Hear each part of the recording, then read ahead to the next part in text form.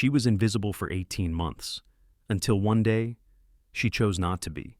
Claire Bennett used to be a rising star in the finance world, confident, respected, and in control. But when her mother was diagnosed with early-stage Alzheimer's, Claire gave it all up for a quieter job, just to make sure there was insurance. She became a secretary efficient, reliable, and unseen. Her boss, Graham Whitaker, a brilliant but arrogant CEO, never once asked who she really was, until the day Claire realized a mistake in a multi-million-dollar proposal that no one else had noticed. She stood before a room full of powerful men, risking her job and perhaps her dignity to tell the truth. If you had to choose between your silence and your worth, what would you choose? This is not a story about romance. It's a story about courage, about being seen not for your title, but for your truth. Stay with us, because sometimes the quietest people have the most powerful stories. If this touches something in you, leave a comment. Your story matters too. Now, let's begin. Claire Bennett walked into the office every morning at 7:00 a.m. Sharp early enough to be reliable, quiet enough to be invisible. The old brass elevator let out its usual sigh as it arrived on the 5th floor of the historic Whitaker and Row building. The scent of polished wood and stale coffee lingered faintly in the corridor, mixing with the crisp October air that clung to her wool coat. Claire stepped out, heels tapping softly against the marble tile, her right hand already reaching into her tote for the keycard she never forgot. She didn't need to look up. She could walk the path to her desk with her eyes closed. And yet, no one ever really looked back. The lights in the reception area were still warming up, glowing dim amber as if waking from sleep.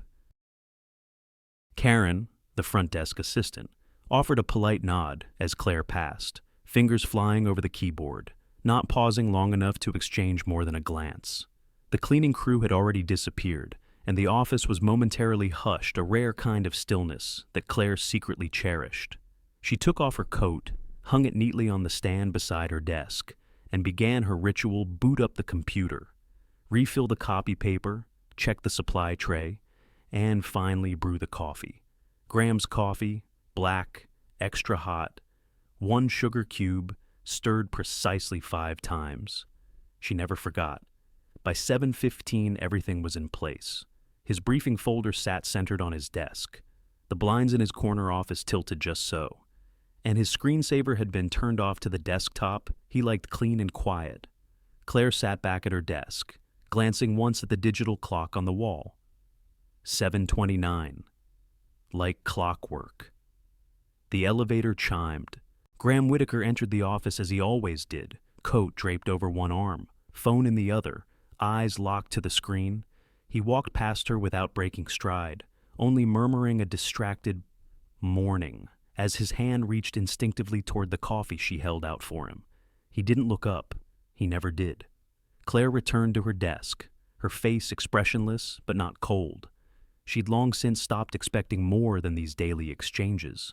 Not because she didn't deserve more, she did, but because this place, this version of her life, demanded less.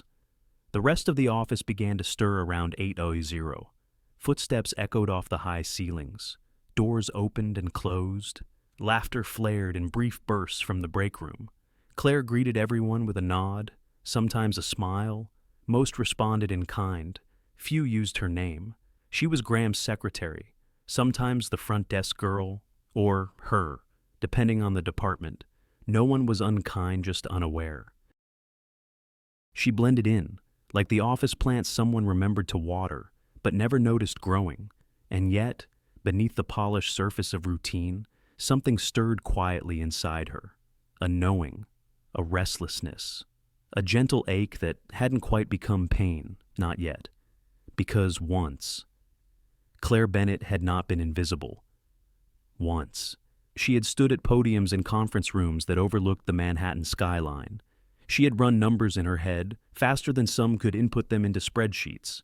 She'd advised senior partners on mergers, drafted financial strategies for $250 million portfolios, and worn heels that clicked not in submission, but in confidence.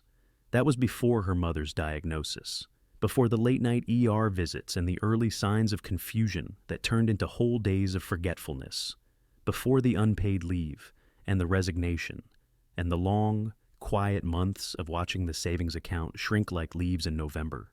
The job at Whitaker & Rowe had not been part of a grand plan. It had been a compromise, one that offered decent health insurance and a predictable schedule. It let her be there for her mother and still pay the bills.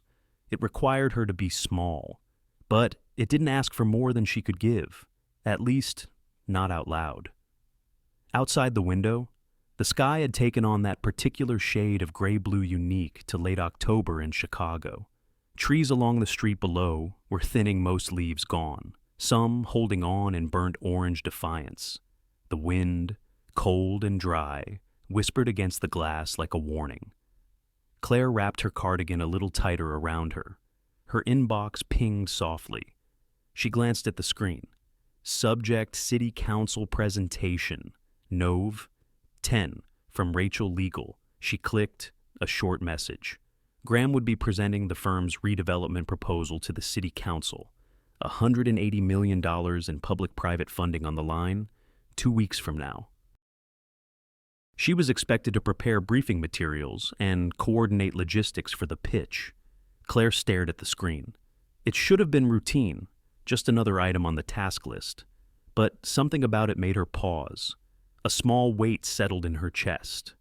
Like when you step into a room and can't name what feels off, only that something is. She minimized the window and leaned back, the hum of the overhead light suddenly too loud. Her hands rested in her lap. Still. And then the question came, quiet but steady. How long until they forget who I used to be? If I let them? The office buzzed around her, unaware. Outside, the wind picked up. There was a time when Claire Bennett didn't wait for instructions she gave them, not in a loud, commanding voice. Claire never needed volume to make herself heard. What she had was clarity, and people listened. In her former life, she wore tailored blazers, spoke confidently in boardrooms, and her name meant something beyond the title next to it.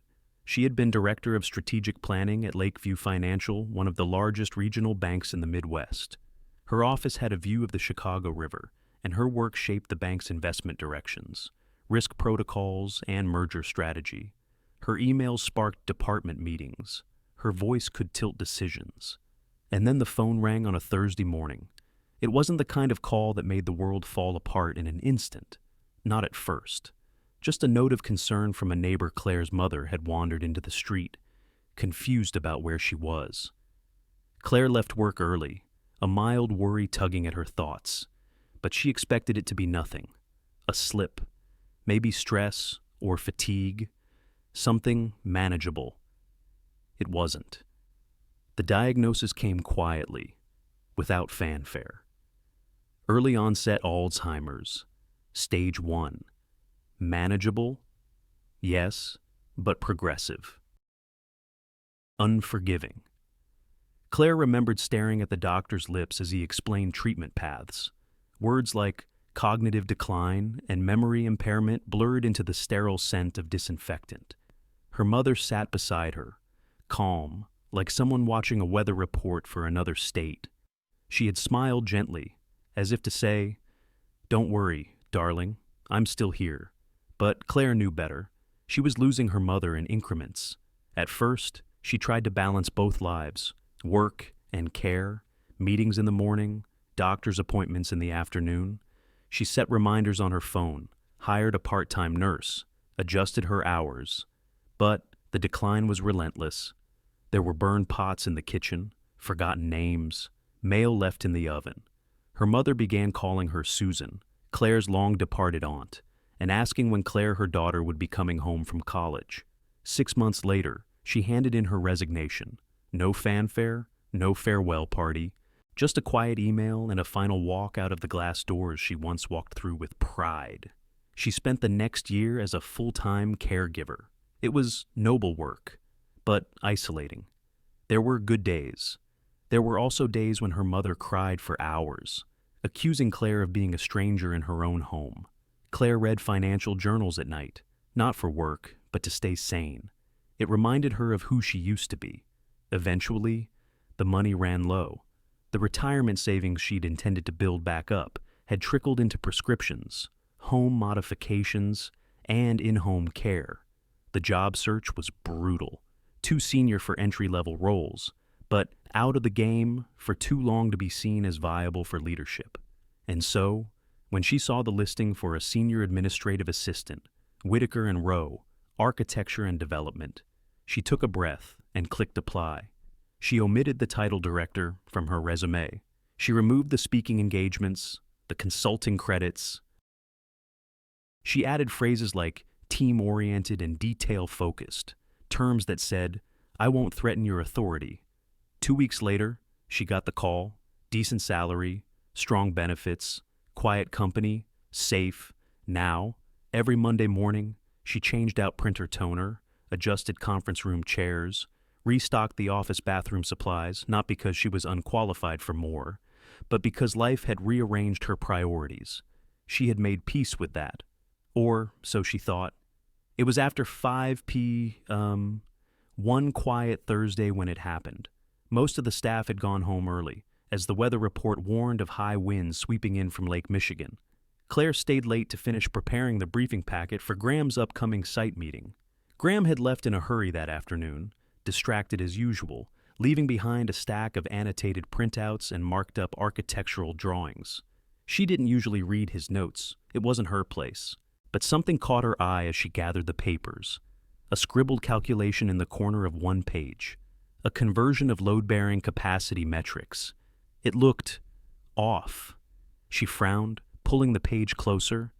Graham had written 3,000 pounds per square inch for a support beam that, according to building code updates from earlier that year, should have been calculated against a higher stress ratio due to material sourcing changes. Claire's background kicked in, uninvited but undeniable. She had handled risk assessments for multimillion-dollar building loans. She knew how small miscalculations could snowball. She flipped through the rest of the packet, notes on soil displacement, elevation grading, material substitutions. Each note seemed confident, but Claire saw things Graham might not have. Not mistakes, necessarily, just assumptions that hadn't been rechecked since the latest city updates. She looked at the clock, 4:47 p.m. The cleaning crew was humming in the break room. The floor was mostly dark. Claire stood in the glow of a desk lamp, holding a document that no one had asked her to read, but that now refused to leave her mind. She should have walked away. It wasn't her department, wasn't her problem. And yet, that night, as she lay in bed, her mother already asleep in the next room, Claire stared at the ceiling fan spinning overhead and thought, he doesn't know. He doesn't know I used to do this in my sleep. And he didn't. Graham Whitaker had no idea who she had been. And he'd never asked. The next morning, Claire arrived early as always. The office smelled like burnt toast from the break room and lemon disinfectant from last night's cleaning. She settled in, opened her email, and saw it. Subject: urgent city proposal. Update meeting, date, November 10th, 9:00. Vertical bar, location, City Planning Commission. A reminder for Graham's upcoming presentation, the one with $180 million of funding hanging in the balance. Claire looked at the packet again. That one line of conversion sat there, as unchanged as it was wrong. Something pressed at her chest. Not panic, not yet, but weight. Heaviness.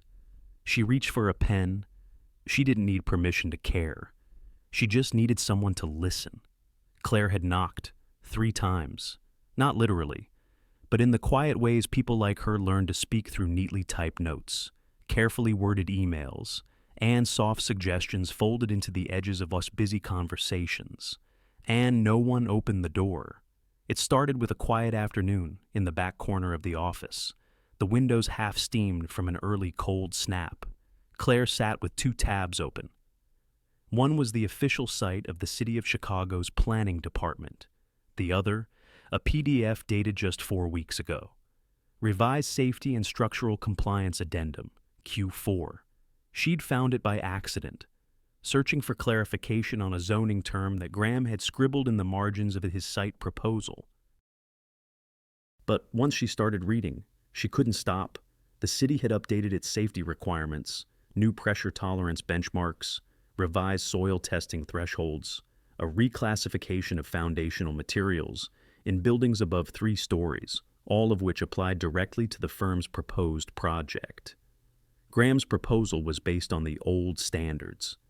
Claire stared at the screen, her fingers still on the keyboard. She wasn't part of the engineering team. She didn't hold an architect's license. But numbers didn't lie, and what she saw made her heart ache. If this proposal went forward as written, it wouldn't just be disqualified. It would embarrass the firm in front of city leadership. It could cost them future trust and tens of millions in opportunity. She didn't panic. She documented. That same afternoon, she drafted a 1-page summary, concise, factual, neutral in tone. Just the facts, what had changed, where the gaps were, and the pages in the proposal that might be affected. She titled it, Supplemental Update City Compliance Notes, and printed it on crisp white paper. She placed it on Graham's desk. The next morning, it was gone, likely scooped up with the rest of his briefing materials. Claire waited. No comment, no follow-up, no acknowledgement. She sent a polite email just after lunch. Hi, Graham. I left a brief compliance note on your desk yesterday. Let me know if you'd like me to coordinate with legal on the updated benchmarks. She reread it 5 times before clicking. Send. Neutral. Non-confrontational. Helpful. No reply. By Thursday. She tried again, this time in person, as he breezed past her desk between meetings. There were a few city updates I thought might impact the schedules tight. Claire, he said, not slowing, just forward anything to Rachel. He was gone before she could explain that Rachel, brilliant as she was in contracts, didn't usually touch building codes. Claire sat back, her pulse steady, but her mind racing. It wasn't about her pride. It wasn't even about being heard. It was about doing what was right. She had worked too long in risk management to ignore what she knew. The next day, she added a copy of the revised city code to the shared drive. No one noticed. Graham was focused, possibly too focused on the pitch. He had rehearsed it twice that week in the small conference room, talking through renderings and metrics with the kind of confidence that made people listen before they questioned. But Claire watched him through the glass, her own hands clenched together in her lap. He didn't know, and he didn't know that he didn't know. It was late Friday when she saw him gathering the final version of the proposal into his leather folder. He was humming. That was how sure he was. The meeting with the city council was scheduled for Monday morning, just over 36 hours away. Claire stood near the file cabinet, watching him from the corner of her eye. He double-checked his notes, slipped on his coat, and turned toward the door. He paused long enough to glance at her. Have a good weekend, Claire? You too, she said softly. But he was already gone. The door clicked shut behind him. Silence settled in like dust after movement. She walked slowly back to her desk, but didn't sit. The late October sun had dipped behind the skyline, leaving the office bathed in shadow and amber streetlight. Claire pulled out the printed packet she had made for herself, a copy of the proposal, the updated city regulations, and her own annotations. She placed them gently on her desk and stood staring at them for a long moment. She felt the pressure in her chest, not fear, but the ache of a question she couldn't shake. Do I have the right to say something? Not because she didn't know the answer. She did.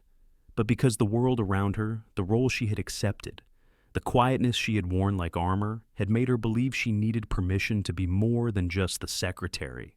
But in her gut, she knew. This wasn't about titles.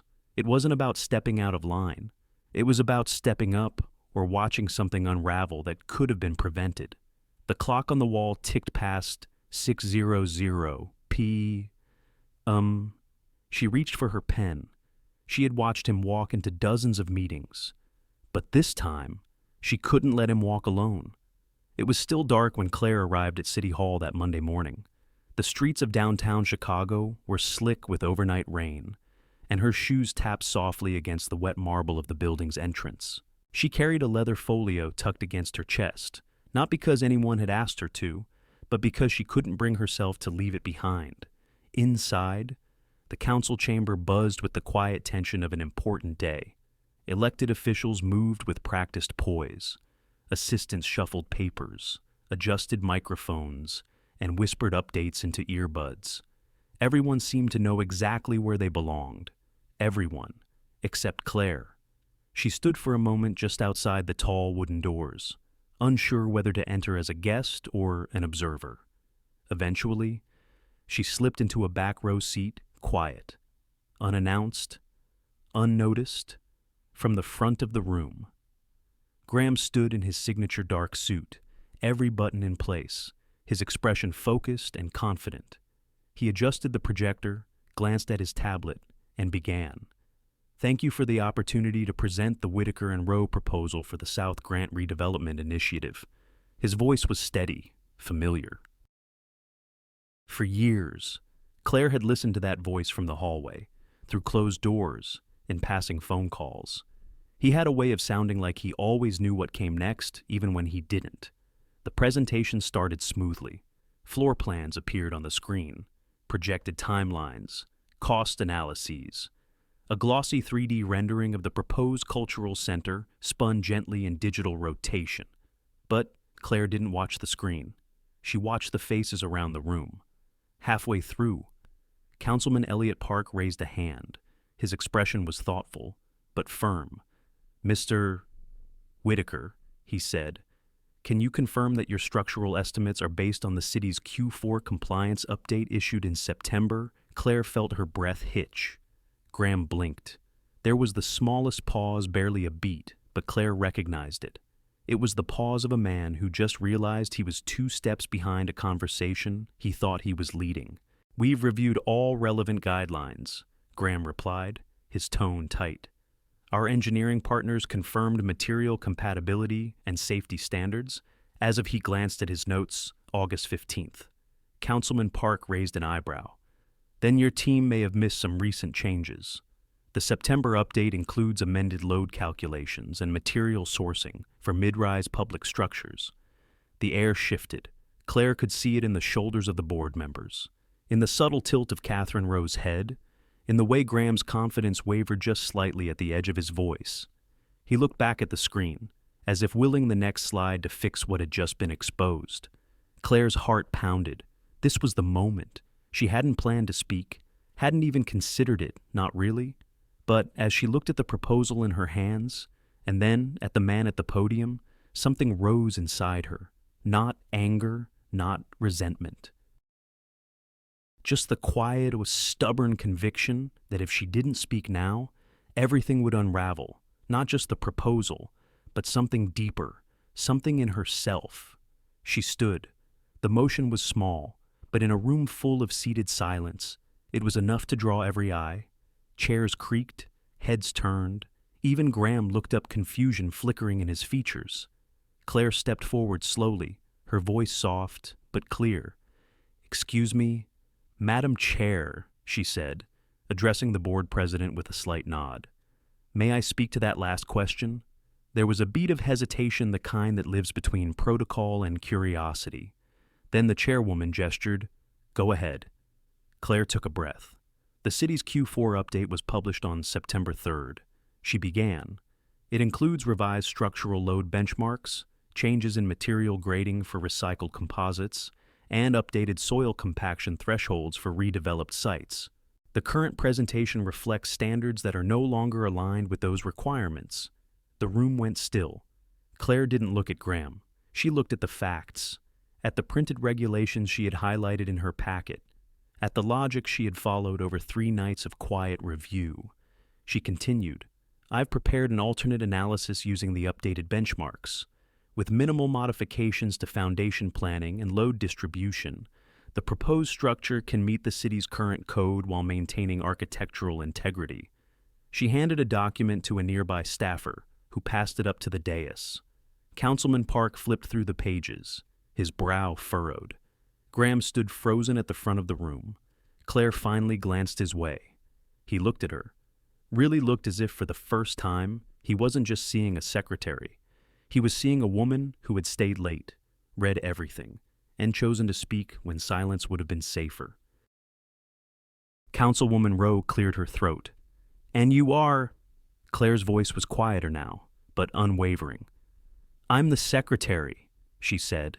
Then, after a breath, added, "Or I was—" A murmur rippled through the room. For several seconds, no one spoke. The only sound was the soft shuffle of paper as Park turned another page in her notes. "This is thorough," he said at last. "Very thorough." Claire nodded once. She didn't smile. She wasn't here to impress. She was here to protect something that mattered. Graham finally stepped back from the podium. His eyes hadn't left her. Whatever words had been on his tongue were gone, now replaced by something unspoken. Respect, maybe, or reckoning. The chairwoman tapped her pen against the folder. "I'd like a brief recess to review these materials." Motion granted. Meeting paused. The board members stood and stretched. Staffers gathered coffee. But Claire remained still, her hands now empty, her heart still beating too fast. She wasn't sure what she had just done, but she knew why she had done it. And for the first time in a very long while, she wasn't invisible anymore. For the first time in 18 months, Claire felt the weight of eyes not of scrutiny, but of recognition. She stood by the tall window in the hallway outside the council chamber, her fingers wrapped around a paper cup of coffee she hadn't touched. The room behind her still hummed with quiet conversations, rustling papers, and the occasional click of a laptop closing. But out here, it was quiet, cool, still.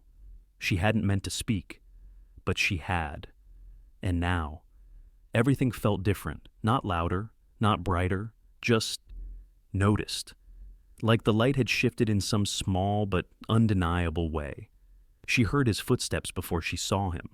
Graham didn't walk like a man defeated, but neither did he walk like the man who had entered the meeting 2 hours ago. His pace was slower, shoulders looser. And when he reached her, he didn't speak right away. He just stood beside her, looking out at the gray skyline beyond the glass. Claire didn't turn, neither did he. A long breath passed between them. "Finally," he said. "That was something?" She gave the smallest nod, still facing forward. "I wasn't sure it was my place." Another pause. Then, softer than she expected. "Maybe it always was. I just didn't see it." The admission sat heavy between them, yet strangely light, as if the room itself had been waiting for him to say it. "I'm not angry," he added, as though that were the thing she most feared. Claire turned then, meeting his eyes for the first time since the meeting. "I didn't think you were—" He exhaled through his nose, a short huff that could have been a laugh or a sigh. "I think I've spent too long assuming that silence meant agreement, or indifference." Claire looked down at the cup in her hands. The coffee had gone cold. "It didn't," she said quietly. "It meant survival." That made him glance at her. Really glance, not with impatience or confusion, but with something that felt closer to curiosity or regret. "Can I ask something?" he said, "and I promise it's not an interrogation." She nodded, just once. "Why didn't you ever correct me? Or speak up before today?" Claire stared at the rim of her cup for a long moment before answering. "Because 18 months ago," she began slowly, "my mother forgot who I was." She didn't look at him as she said it. Just let the words sit there, bare and simple. She was diagnosed with early onset Alzheimer's, the kind that moves faster than people expect. And I was still in a position of leadership at my old firm, traveling, pitching, running strategy teams. A pause. I missed 3 appointments because I was on flights to pitch decks that no one even opened. I left her messages she couldn't remember hearing. She finally looked up, so I left. Graham didn't speak. Just listened the way people rarely do when they're used to being the ones talking. I tried for 6 months to find something that paid enough, with health benefits good enough, and hours stable enough so I could be there for her. And then this job opened up. Executive assistant, low profile, consistent, predictable. She gave a small, half-hearted smile, perfect for someone who needed to be invisible. A gust of wind outside rattled the tall window. Neither of them flinched. "I didn't mean to disappear," Claire added, voice thinner now. "I just didn't have space to be seen." For a moment, neither of them said anything. The hallway stretched around them, quiet and gray, and filled with something unspoken. Then Graham cleared his throat. "You know," he said, "in the meeting, when you stood up, I didn't recognize you." She tilted her head. "I was wearing the same clothes I always do." He shook his head. "No, I mean, I finally saw you.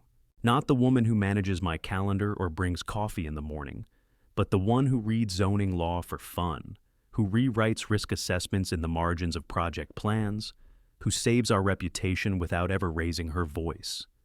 Claire swallowed. Something in her chest ached, but it wasn't pain. It was something closer to relief. "I've been wrong," he said quietly. "Not just about the proposal, about what I think leadership looks like."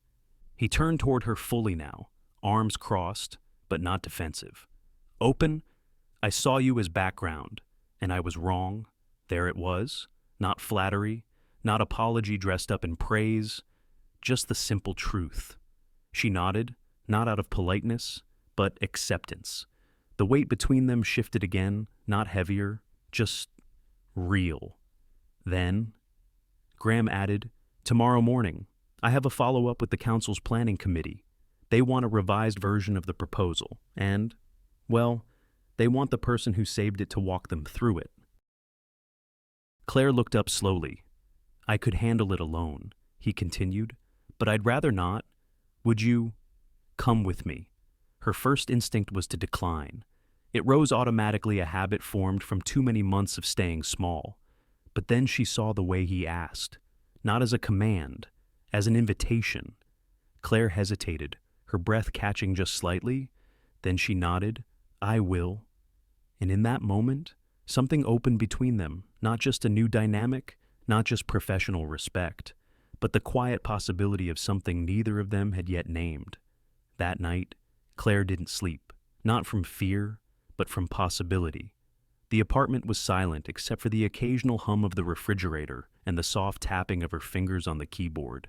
The city outside her window had long since quieted, lights dimmed, taxis thinned, the pulse of Chicago slowing to a late-night rhythm. But inside, Claire was wide awake. The glow of her laptop illuminated her face, highlighting the gentle creases around her eyes and the focus etched across her brow. The old desk lamp flickered slightly, casting warm light over scattered documents, highlighters, coffee mugs, and folded city zoning codes. It was chaos, but organized chaos, the kind she had once thrived in. She hadn't worked like this in years, not since the long hours building strategies for her former firm, not since late nights fueled by ambition and sharp instincts. But this time, the fuel was different, not ambition, not obligation, purpose. With every line she adjusted, every contingency she outlined, every cost-benefit ratio she refined, she wasn't just preparing a proposal. She was reclaiming the part of herself she'd set aside for far too long. At 3:12 a.m., she took a break, stepping into the kitchen for a fresh cup of coffee. She leaned against the counter, wrapped both hands around the warm mug, and stared out at the sliver of lake visible between buildings. She felt tired, but not worn down. There was something settling in her chest, a calm resolve, as though the pieces of her life were finally beginning to fit again. Imperfectly, perhaps.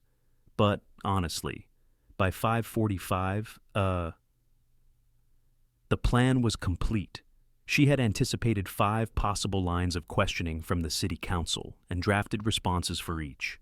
3 structural alternatives for budget scenarios, 2 backup suppliers, 1 risk matrix for community pushback. Every slide was clean, deliberate, purposeful, the kind of work that didn't demand applause, only respect. At 6:12 a.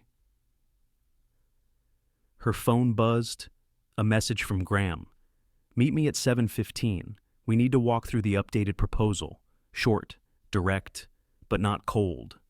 Claire stared at it for a moment, then typed back a simple, "I'll be there." By 7:10, she was outside his office.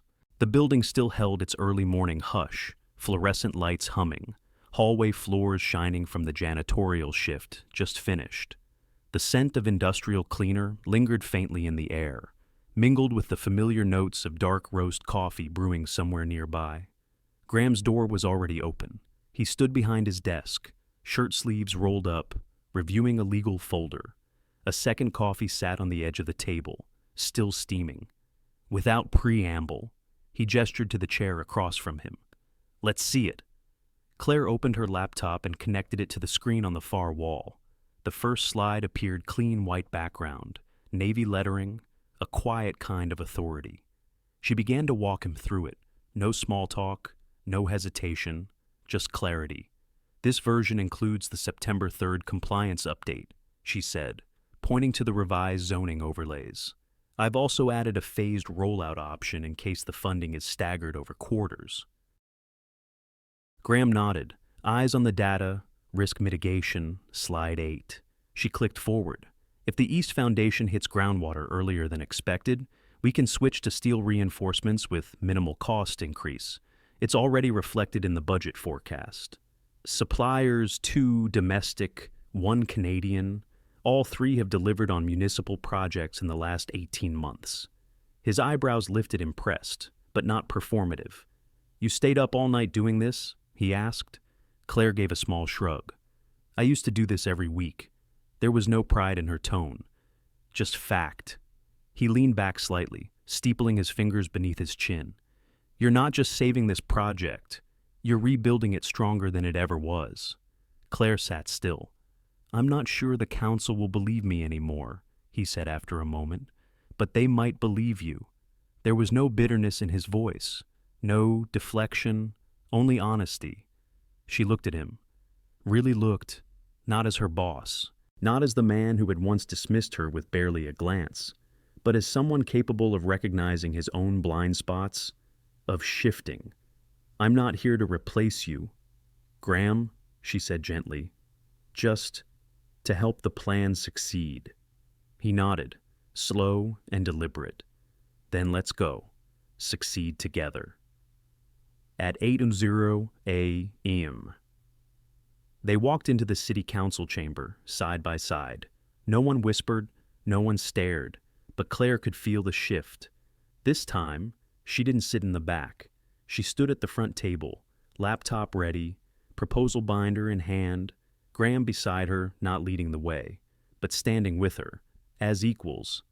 And when the meeting began, when the questions started, Claire was ready. She didn't need a title. She had earned her place. When they entered the boardroom, the energy shifted. 2 voices, 1 vision. The room was already full polished shoes tapping lightly on hardwood, chairs creaking as council members settled in, papers rustling with purpose. But when Claire and Graham stepped through the glass doors, a subtle current moved through the air, like the collective inhale before an overture begins. Claire felt it in the way heads turned, not sharply, not with surprise, but with curiosity. She was no longer the silent woman taking notes in the back corner, no longer the hand that quietly delivered agendas and coffee. Today, she stood shoulder to shoulder with the CEO, holding her own binder, wearing the quiet confidence of someone who had earned her place. Graham, for his part, looked composed, crisp suit, no tie, hands relaxed at his sides. But there was a softness in his posture Claire hadn't seen before. Something more open, less armored. They took their places at the front table, the presentation already loaded onto the screen behind them. A small microphone clicked on, and then they began. Graham opened with a clear, steady tone. "Thank you all for making time this morning. I want to start not with numbers, but with vision." He paused, letting the silence settle. Whitaker and Rowe has always believed that infrastructure is more than concrete and steel. It's about shaping how communities live, move, and thrive.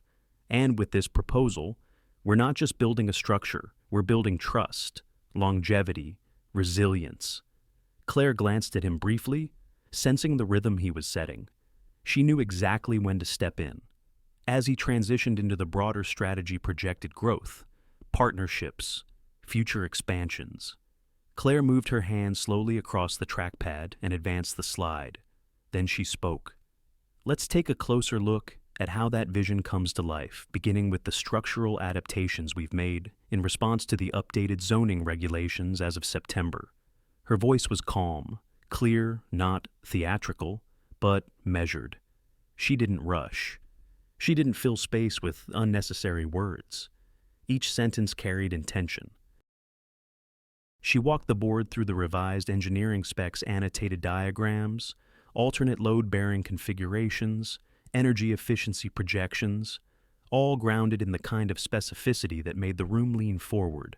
When one of the members, a tall woman in a navy blazer, interrupted with a question about long-term maintenance costs, Claire didn't even blink.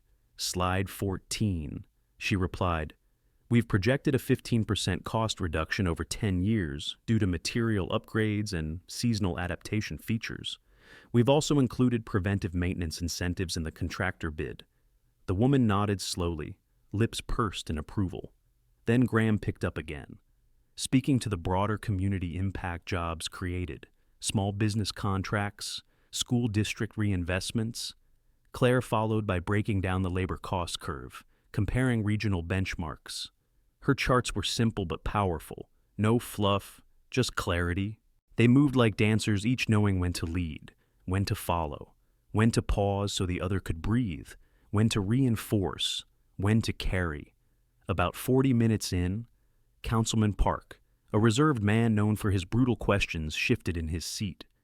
Claire had just finished walking through the three-phase implementation timeline and was now explaining the projected return on investment over the first 18 months post-construction. We're estimating a 3.2x return based on commercial lease interest already expressed by local vendors, she said. Those letters of intent are included in Appendix D. Park adjusted his glasses and flipped through the binder. Then he nodded, not once, but several times. Claire saw it. So did Graham. And then came the moment that neither of them could have planned for, the one that would linger long after the slides had been closed. Catherine Rowe cleared her throat. Seated at the far end of the table, Catherine was one of the company's original founders, semi-retired, sharp as ever, and famously unmoved by performance. She rarely spoke unless she had something worth carving into stone. Now, she set her pen down and looked squarely at Graham. Mr. Whitaker, she said, her voice smooth but firm. I hope you realize what you have in front of you.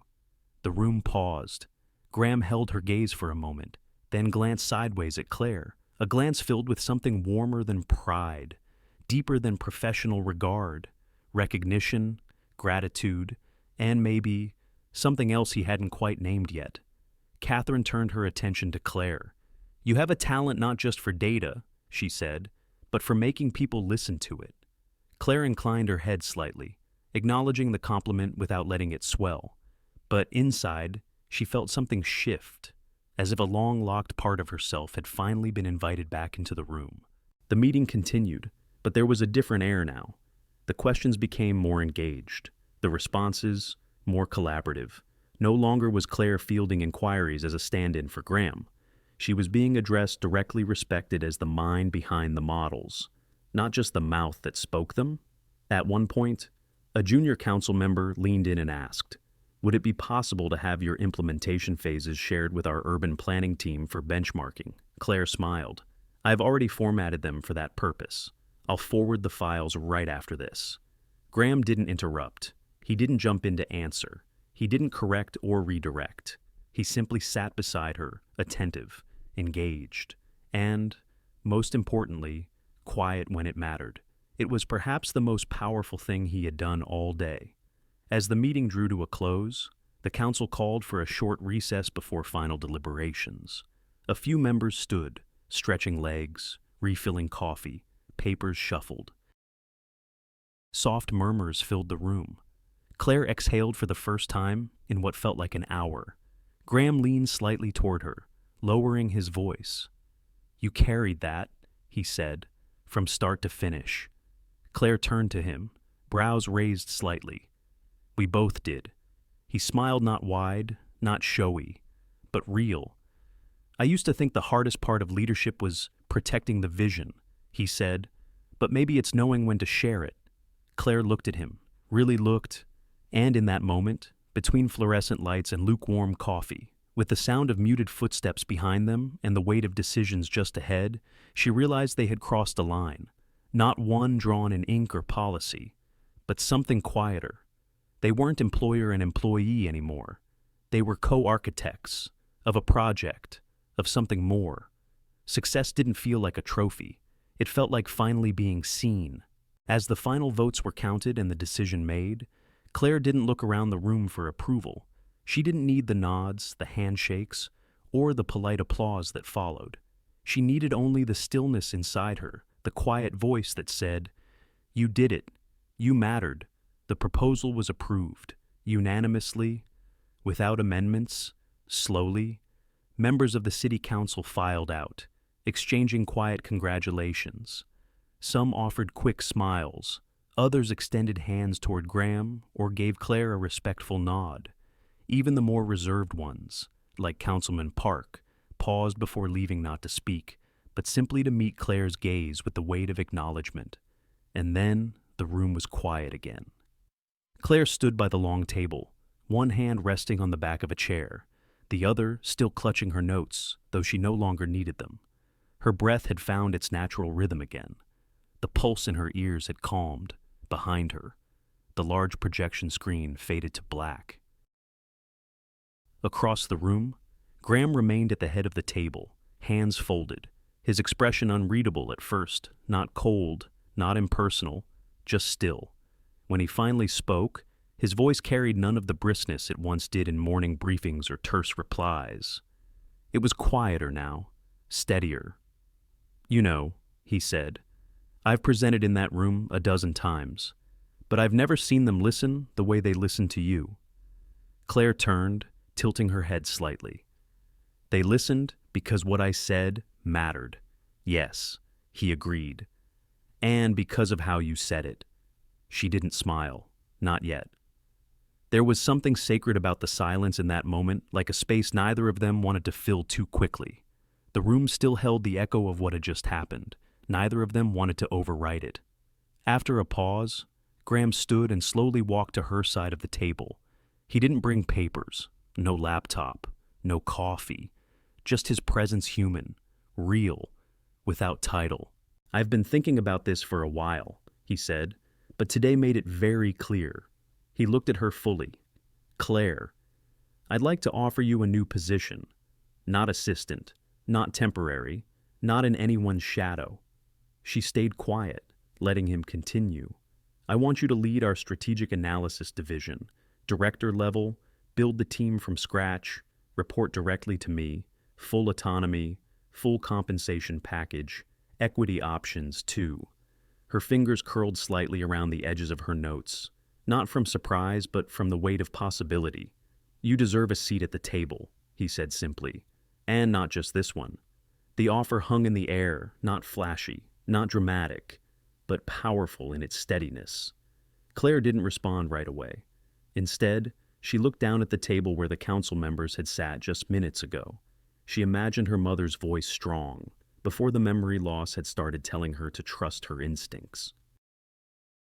Then softly, carefully, she replied, "It's not just about the title." "I know," Graham said. "That's why I'm offering more than a title." She inhaled slowly, then spoke the words that had been with her for months. "My mother has Alzheimer's. It's early, but it's progressing. I visit her 4 times a week sometimes during the workday. She has good days and not so good ones. I need 2 days a week where I can work from home, maybe even from the care center, and flexibility when emergencies come up." Her voice didn't waver, but there was vulnerability in every word. "I can give you everything I have," she continued. "My brain, my skills, my commitment, But I can't give you my mother's time. That's not something I'm willing to miss. She waited for the hesitation, waited for the conditions, the softening of the offer. But Graham didn't blink. Then we'll structure it that way, he said without pause. Remote access, flexible hours, whatever you need. You don't have to choose between showing up for your mother and showing up here. Claire looked at him, startled not by the offer, but by the ease in his response. No defensiveness, no bargaining, just acceptance. She used to tell me, Claire whispered, more to herself than to him, that success wasn't climbing a ladder. It was holding steady when the wind blew hardest. Graham smiled, not broadly, but with something genuine in his eyes. Sounds like she raised you well. She did, Claire replied. Still does, in the ways that matter. The air between them softened. The boardroom, once so formal and filled with tension, now felt oddly warm, like a place where things began, not just ended. Claire looked down at the offer he had slid across the table, the terms written out, the role defined, the signature line waiting. I'll need to review this, she said. Of course, Graham answered. Take your time. But then she looked up and added, almost as an afterthought, but I think I already know. He didn't ask what that meant. He didn't need to. Because in her eyes, he could see something rising, not just ambition, but ownership. Not gratitude, but clarity. Not permission, but choice. As Claire walked toward the windows, sunlight broke faintly through the clouds, a Chicago morning finally finding its light. She stood there a moment, her reflection cast in the glass, layered over the city she had once felt lost in. This time, she saw herself not as an assistant, not as someone surviving quietly behind the scenes, but as someone who had stepped forward, fully, finally, behind her. Graham gathered his things quietly, but before he left the room, he turned back. You know, he said, this is only the beginning. Claire smiled, eyes still on the skyline. I know, and for the first time, she believed it. He used to walk past her without a word. Now, he waits for her to speak first. It had been a week, 7 days since the meeting that changed the way people looked at Claire Bennett, and perhaps, more importantly, how she looked at herself. She arrived at the office on Monday not earlier than usual, not with new clothes or a new walk. The building hadn't changed. The light in the lobby was still cold and polished. The elevator still paused with a faint mechanical sigh before opening on the 24th floor. But something was different, subtle, but sure. When Claire stepped off the elevator, Karen at reception smiled and said, "Morning, Claire," not, "Hey," not, "Good morning, ma'am," just Claire, as if her name finally belonged here. She answered with a nod, as always, still herself, still quiet, but she did smile back. In the past, she would have walked straight to the corner desk, started her day by prepping someone else's agenda. Now, her new office smaller than Graham's, but with its own window held her own laptop, her own whiteboard, and her own chair that no one else had ever sat in. She didn't redecorate, she didn't need to, but she did hang one small photo of her mother, taken 2 years before the diagnosis, laughing in a sun hat at a picnic. That was enough. The changes at work weren't dramatic. Graham didn't deliver speeches in the hallway or send out mass emails announcing her promotion. No confetti, no ceremony.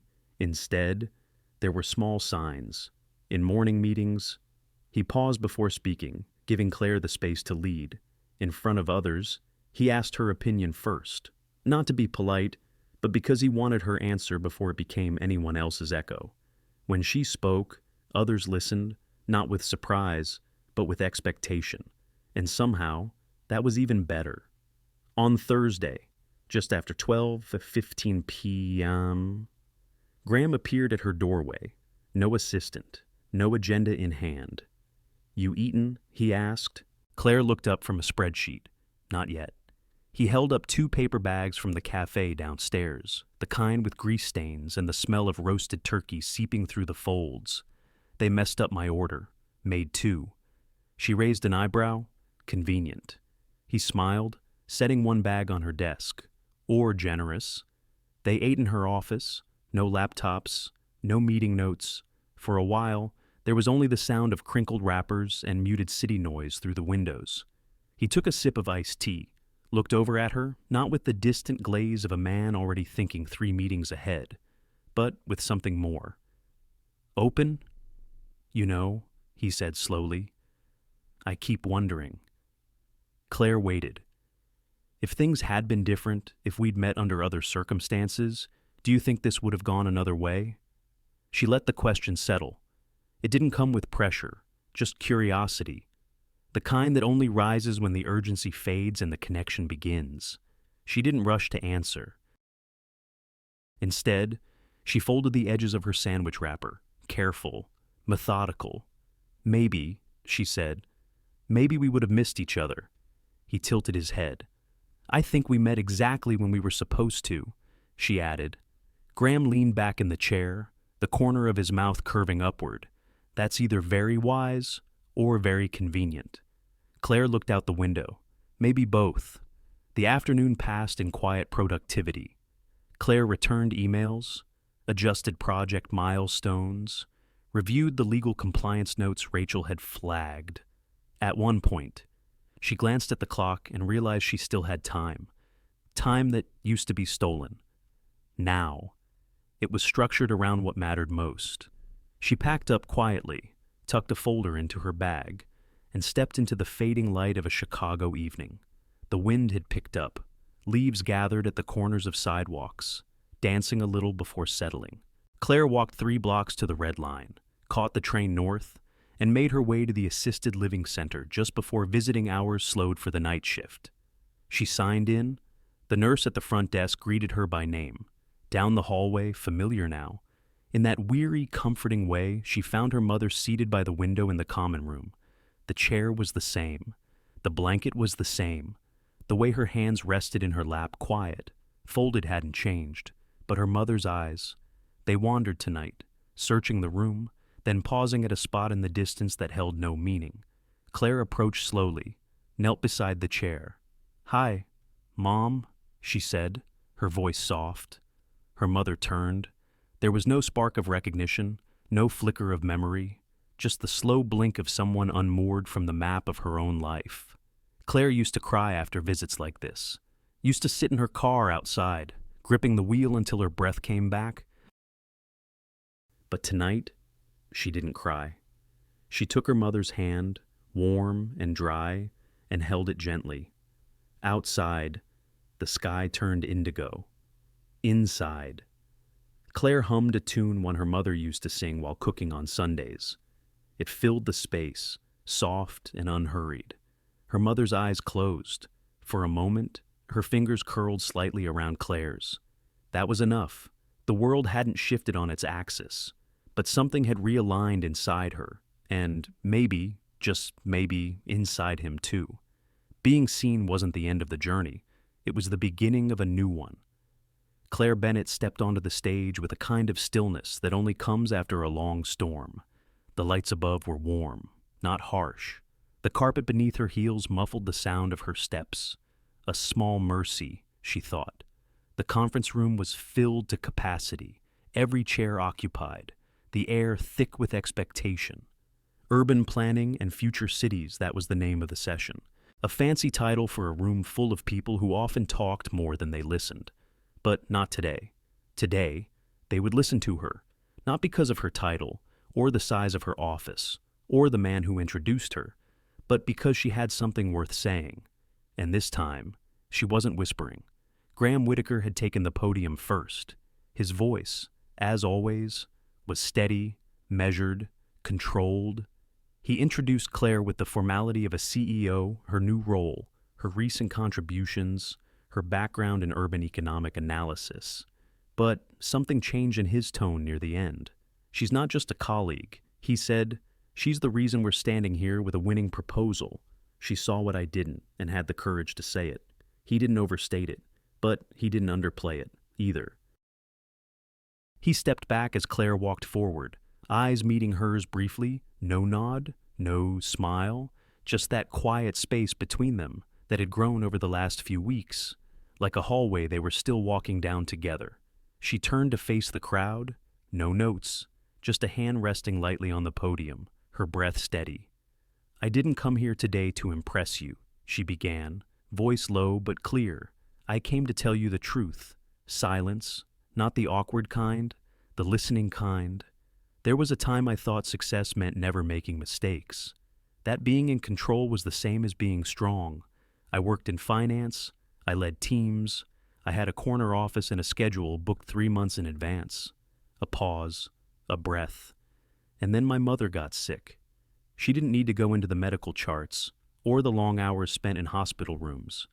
She just let the words fall where they may.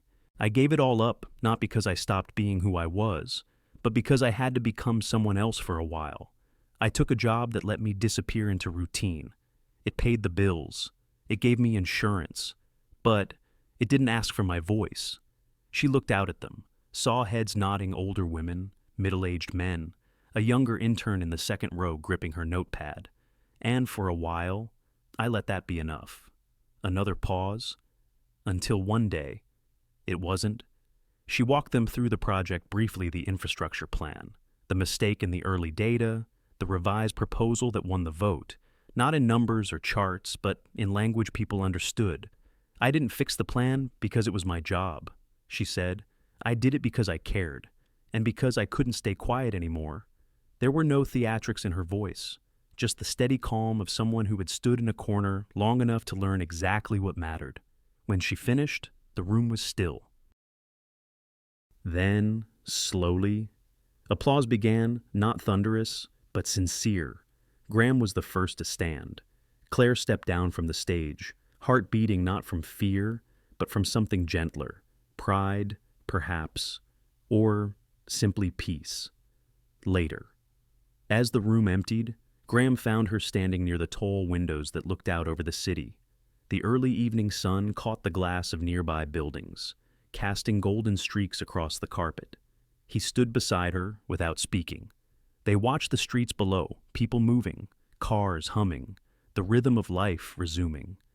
"You were good," he said finally. Claire didn't answer right away.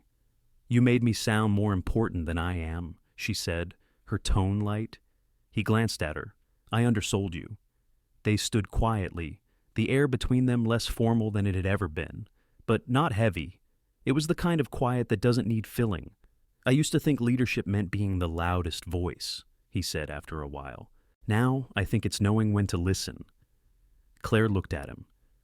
"I used to think being invisible was safer," she said softly, "but I'm learning that being seen, really seen, can be worth the risk."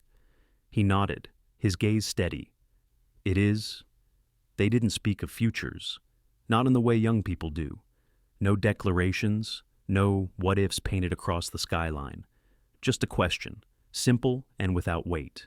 "Do you want to grab a coffee?" Graham asked, voice low. Claire smiled. She didn't rush her answer. "I'd like that."